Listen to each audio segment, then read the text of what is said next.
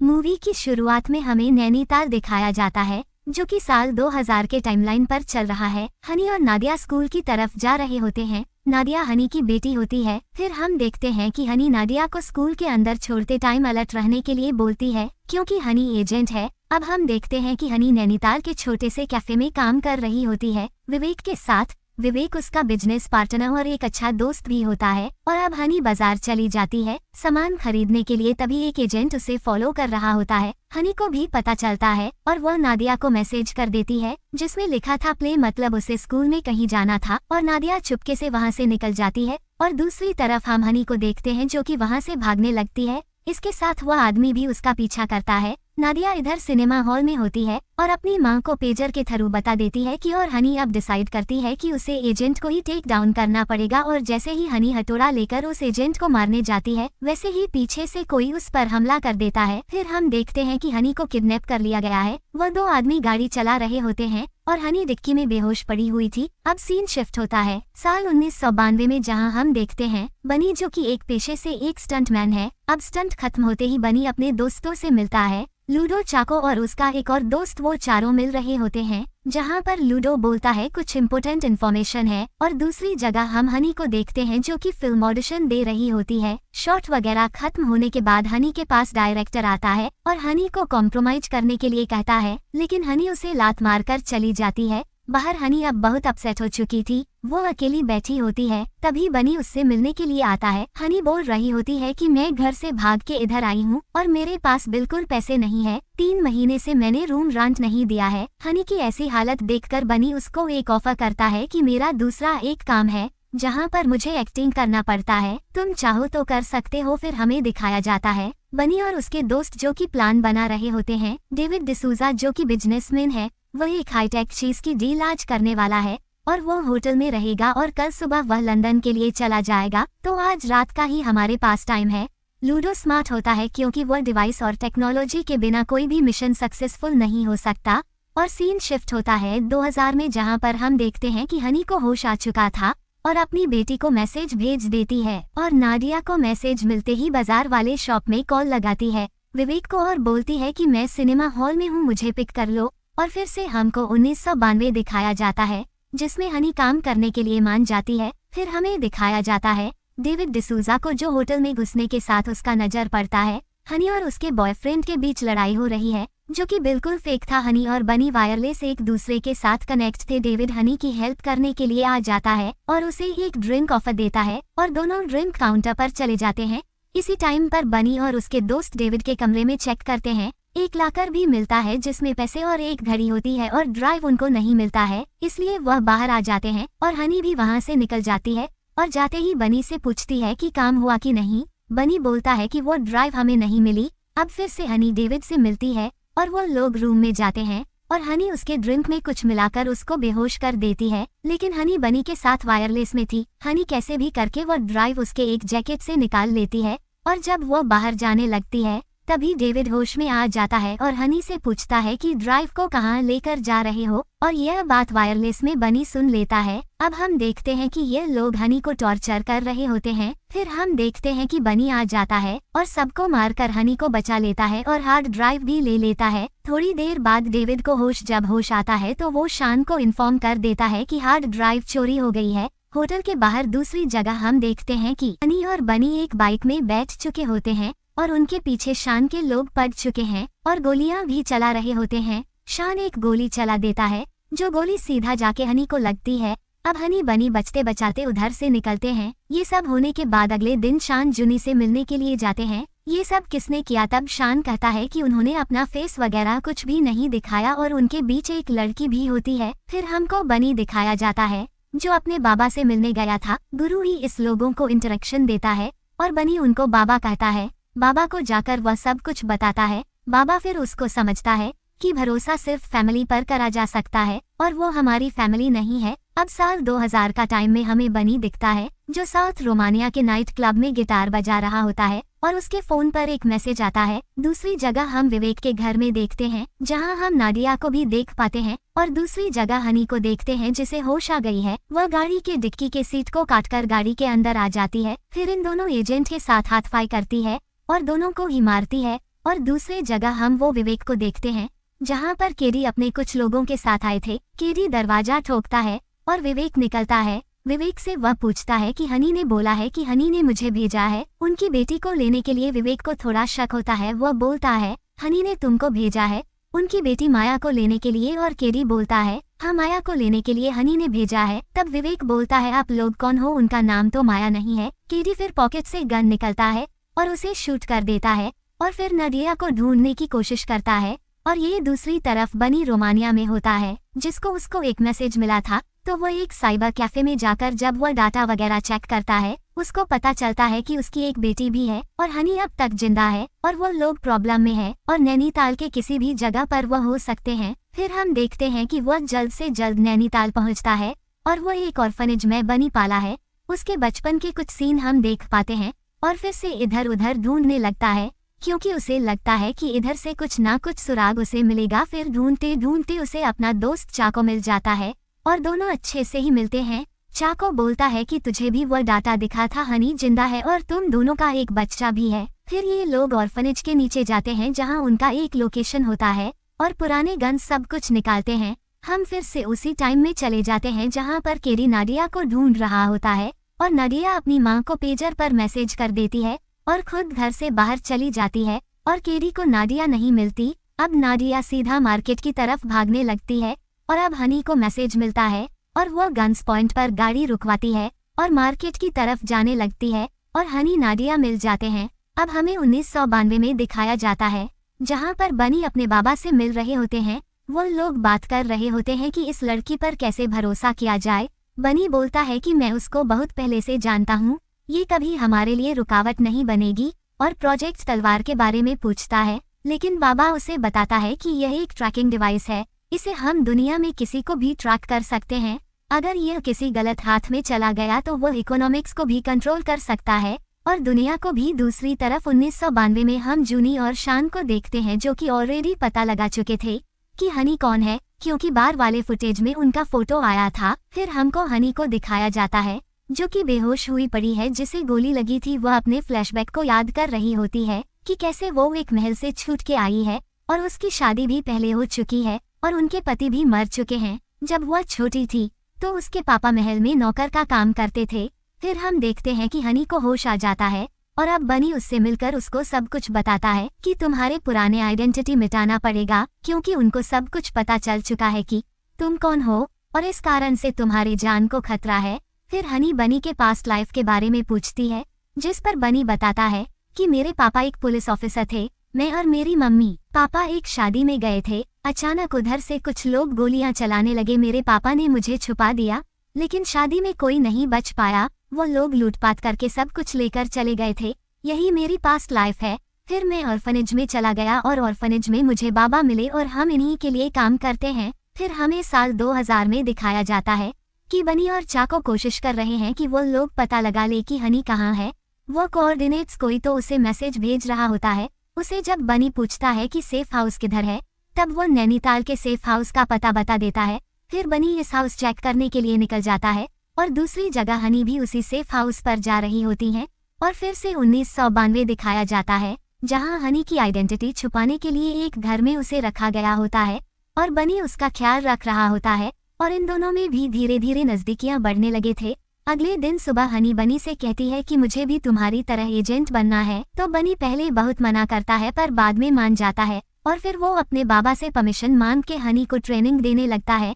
दूसरी जगह हम देखते हैं कि जो हार्ड ड्राइव उसे बिजनेसमैन से इन लोगों ने लिया था उसे लूडो चलता है और उसके सामने बाबा और बाकी लोग भी खड़े हुए होते हैं। तब एक फोटो सामने आता है जो कि डॉक्टर रघु होता है। वो बाबा देखकर चौंक जाते हैं। तब लूडो बोलता है कि यह अमेरिका में रहता है और इनको इंडिया में लाने की बहुत लोगों ने कोशिश की है और उनकी आईटी कंपनी के अंदर एक सिगरेट वर्क चल रहा है जो कि प्रोजेक्ट तलवार के ऊपर है। बाबा फिर बोलते हैं कि प्रोजेक्ट तलवार को हम सक्सेस नहीं होने दे सकते। दूसरी जगह हम देखते हैं कि हनी को भी ट्रेनिंग मिल रहा होता है और धीरे धीरे हनी एजेंट बन रही होती है। हनी अब तैयार हो जाती है तो बनी उसको लेकर जाते हैं बाबा के सामने। बाबा फिर उसको बोलते हैं कि तुम भी आज से हमारी फैमिली का हिस्सा हो और बनी को भी बोल देते हैं कि अगर कुछ भी हुआ तो जिम्मेदारी तुम्हारी होगी। और प्रेजेंट टाइम में दिखाया जाता है उस सेफ हाउस के कोऑर्डिनेट्स मिलते ही बनी और चाको उस जगह जाते हैं, पर उस जगह पहले ही केडी की टीम मौजूद थे। उधर वो लोग चुपके से घुसते हैं और एक एक करके एनिमीज को मारते हैं। दूसरी जगह हनी के घर से उसे एनिमीज को पता चल चुका था कि हनी अपना एक सेफ हाउस बना कर रखी थी और अभी वो उस जगह में है, तो वह अपने लोगों को भेज देता है हनी के कर्ट लोकेशन पर, और वो लोकेशन बनी और चाको को भी मिल जाता है।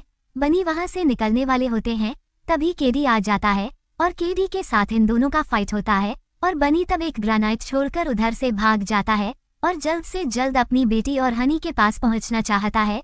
और दूसरी जगह हम देखते हैं कि नादिया उसको विजन आ रहा है कि कैसे विवेक को उन लोगों ने मार दिया है, और बाहर हम हनी को देखते हैं जो अपनी बेटी को मोटिवेट कर रही होती है कि तुम 2 मिनट रो सकते हैं और विवेक अंकल के लिए प्रे कर सकते हो, पर हम अभी भी प्ले मोड में है, दुश्मन हमारे पीछे पड़े हैं। अब केडी के आदमी घर के रेडियंस के अंदर आते ही हनी को पता चल जाता है।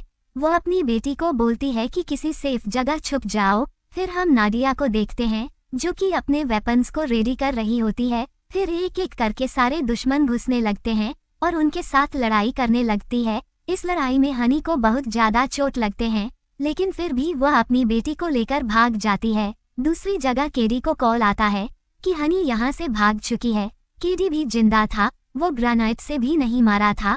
और बनी को देखते हैं जो कि चाको को लेकर पहुंच चुका था। चाको बोलता है कि हनी ने यह मार काट किया है, तुम देख सकते हो कितना खून है। अब साल 1992 बेलग्रेड में जहां पर हम डॉक्टर रघु को देख पाते हैं, इनको ही ट्रेस करने के लिए पूरा टीम बेलग्रेड गए थे। डॉक्टर रघु इतने सालों बाद एक कॉन्फ्रेंस में आए हैं और उनके पास प्रोजेक्ट तलवार के बारे में जानकारी है। और फिर से हम देखते हैं कि हनी को यूज किया जाता है। हनी के नए आइडेंटिटी के साथ वो अब रिसर्च फॉलो है जो कि अटेंड करने गई है एक इंटरव्यू जो कि डॉक्टर रघु इतने साल के बाद दे रहे हैं।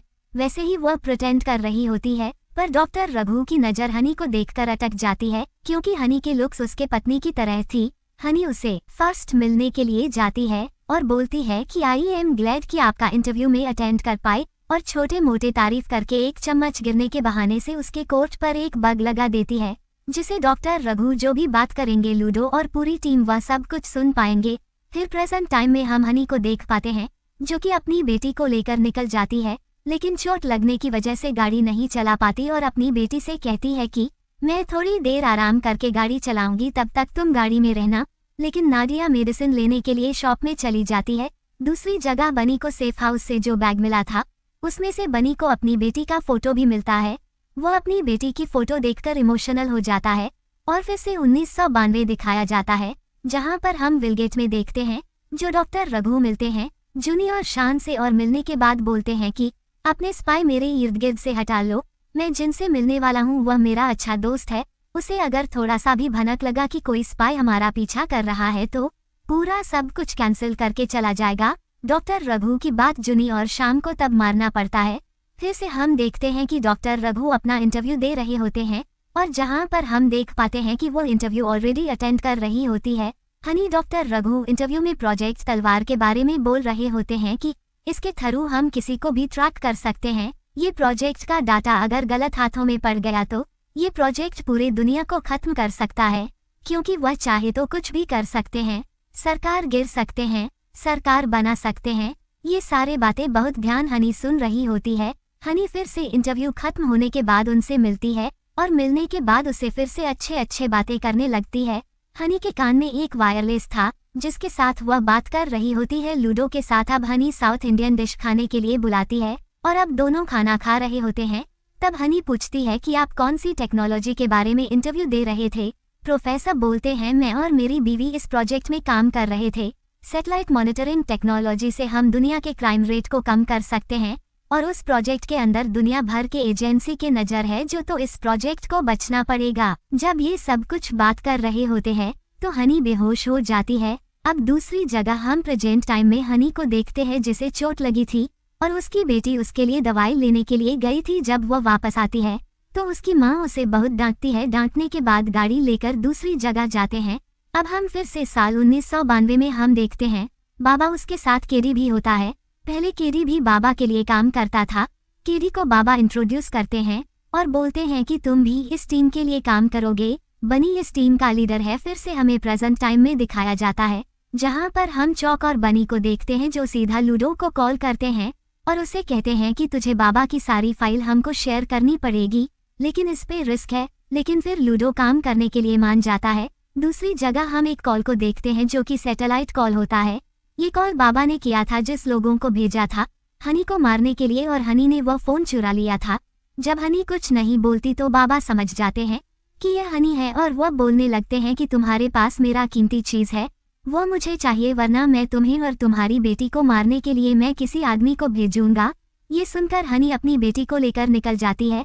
रास्ते में वह लोग ढाबे में रुकती है खाना खाने के लिए। फिर हमें केडी को दिखाया जाता है जो कि बाबा से मिलने जाता है और बोलता है कि मैं इस बार जरूर बनी को पकड़ लाऊंगा। और फिर से 1992 में दिखाया जाता है जहां पर हम देखते हैं कि हनी बेहोश हो चुकी थी और डॉक्टर रघु ने उसको हॉस्पिटलाइज किया था। नर्स हनी को बताती है कि तुम प्रेग्नेंट हो और यह सुन के हनी शॉक हो जाती है। डॉक्टर रघु उसका ख्याल रखते हैं और दवाई लेकर आते हैं। हनी को लगता है कि डॉक्टर रघु गलत लोगों के साथ काम नहीं कर रहे और असलियत में वही गलत लोगों के साथ काम कर रही है। और इसके बाद सीधा बनी से मिलती है और इन्फॉर्मेशन कोऑर्डिनेट्स जो कि डॉक्टर रघु जिस किसी से मिलने के लिए जाने वाले हैं। बाबा हनी को मना कर देता है कि तुम नेक्स्ट टाइम नहीं जाओगे क्योंकि तुम्हारा शक्ल देख चुके हैं। हनी तुम लूडो के साथ गाड़ी में ही रहोगे। फिर हनी बनी को समझाने की कोशिश करती है कि डॉक्टर रघु गलत आदमी नहीं है क्योंकि मैंने उनसे बात की है, लेकिन बनी उसकी बातें नहीं मानता और हनी पूछती है कि क्या तुम डॉक्टर रघु को मारोगे, लेकिन बनी बताता है कि हमें सिर्फ डाटा से मतलब है। दूसरी तरफ प्रेजेंट टाइम पर हम देखते हैं कि लूडो फाइल्स कॉपी कर रहा है और हनी अपनी बेटी को लेकर अपने भाई के घर जाती है जहां उसका भाई उसका स्वागत करता है। वह बोलता है आज से 8 साल पहले तुम आए थे जब तुम प्रेग्नेंट थे और आज आए हो, अब कौन सा खतरा पड़ा है।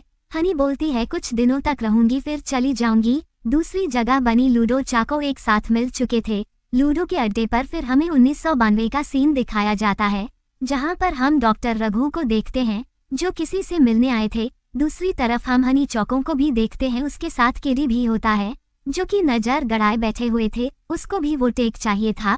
डॉक्टर रघु उस साइंटिस्ट से मिलता है और वो साइंटिस्ट उनको सौंपता है एक शान का कैसेट। इसी के अंदर होता है अमांडा जो कि हाईटेक डिवाइस होता है जो पूरा सैटेलाइट ट्रैकिंग होता है। डॉक्टर रघु जब रास्ते में होता है तो बनी उसके पीछे से गन तान देता है और यह बोलता है चुपचाप चलो मेरे पास गन है, और सीधा लेकर जाता है मेट्रो स्टेशन। और जूनी के लोग भी तैनात हो जाते हैं, बनी के पीछे वह भी भागते हैं। जब कुछ प्लान के हिसाब से नहीं हो रहा होता तो हनी वेन से उतर जाती है और वह भी डॉक्टर के पीछे भागती है और रास्ते में शान को दिख जाती है और वो हनी के पीछे जाता है, पर हनी उसके पैरों में गोली चला देता है। और दूसरी जगह हम देखते हैं बनी डॉक्टर को ले जाकर ट्रेन से मेट्रो स्टेशन में ले जाता है और डॉक्टर से वह चिप ले लेता है, मतलब अमांडा लेने के बाद डॉक्टर को वह छोड़ देता है। और फिर बाबा के कहे पर बनी डॉक्टर रघु को मार देता है, जिसे हनी देख लेती है। उसे लग रहा था कि वो गलत लोगों के साथ काम कर रही है। फिर हम देखते हैं कि बाबा को अमांडा मिल चुका था और बाबा किसी के साथ डील कर रहे होते हैं। और दूसरी जगह हम जूनी को देखते हैं जो सान के ऊपर चिल्ला रही होती है क्योंकि डॉक्टर रघु और अमांडा चले गए थे। लेकिन फिर हम हनी को भी देखते हैं जो कि बनी से मिलती है और बोलती है कि तुमने कहा था कि तुम डॉक्टर रघु को नहीं मारोगे। बनी बोलता है कि बाबा के ऑर्डर्स थे। इस बहसबाजी के बीच उन दोनों के बीच झगड़ा हो जाता है। बनी बोलता है तुमको मैं टीम में लाया था और आज मैं बोल रहा हूँ तुम टीम से बाहर हो। ये सब सुनने के बाद हनी सीधा चली जाती है जूनी और शान के पास जो कि सीटा टेल के लिए काम करते हैं। उधर जाते ही ऑफर करती है कि मैं तुमको अमांडा तक पहुंचा सकती हूँ। मुझे लगता है कि अमांडा सही हाथ में नहीं है।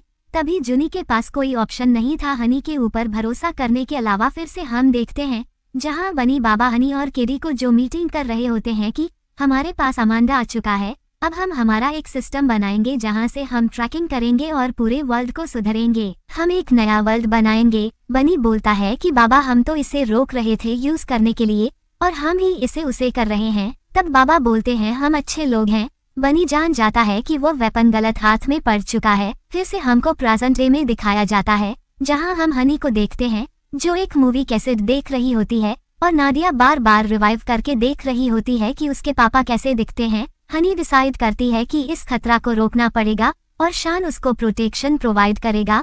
और अभी भी अमांडा हनी के पास है तो हनी ने उस अमांडा वाला का कैसेट को भी अपने साथ ले जाना चाहा और नादिया को अपने भाई के साथ रखना चाहती है, पर नादिया भी बोलती है कि ये कैसेट मुझे दे दीजिए, मैं संभाल के रखूंगी, जब तक ये कैसेट मेरे पास है आपको कुछ नहीं होगा। और दूसरी तरफ लूडो बाबा के डाटाबेस से कुछ मिलता है। लूडो बोलता है हमको पूरा कोऑर्डिनेट्स मिल सकता है कि हनी किसके साथ सीटाटेल में कांटेक्ट करेगी और यह कॉल बाबा के पास कैसे ट्रांसफर हो रहे हैं। फिर वो लोग सीटाटेल के केंद्र में पहुंचते हैं जो कि बहुत खुफिया होता है। बनी बोलता है कि हम लोग डायरेक्ट हमला करेंगे। वह लोग स्प्रे गन फेंकते हैं जिससे पूरा घर धुआं हो जाता है और सारे लोग बेहोश हो जाते हैं। फिर लूडो चेक करता है डेटाबेस।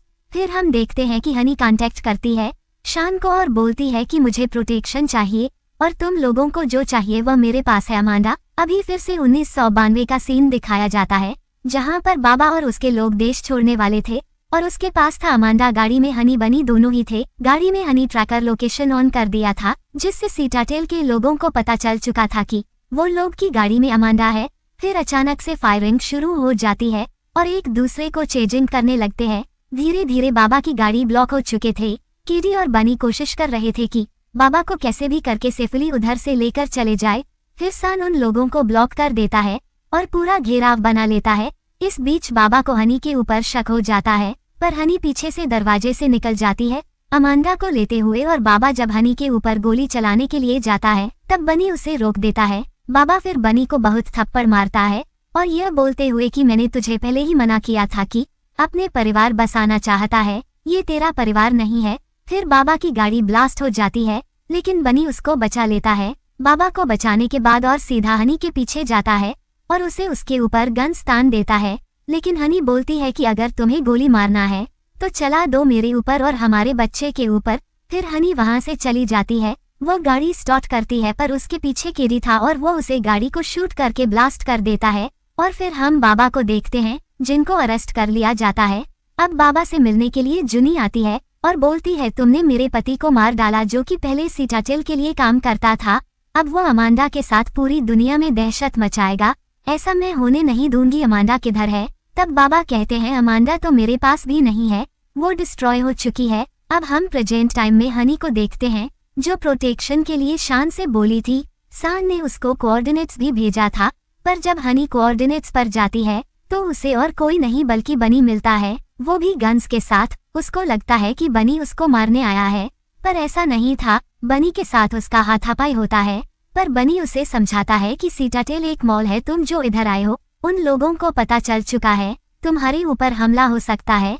आखिर में बनी के ऊपर हनी भरोसा करती है और उसके साथ जाती है। फिर वो लोग पहुंचते हैं लूडो और चाको के अड्डे पर और उन लोगों से मिलने के बाद तो फिर से एक्सेस डाटा ट्राई करते हैं कि ये खबर किसके पास जा रहा है। हनी नहीं ने सीटाटेल से मदद मांगी है और यह एक नंबर पर खबर जाता है और ये लोग नंबर से जब डाटा निकालने की कोशिश करते हैं और वो जिस किसी का भी है वो देखने के बाद ये सारे लोग शॉक हो जाते हैं और अपना प्लान बनाते हैं। और दूसरी जगह हम देखते हैं हनी बनी झगड़ रहे होते हैं।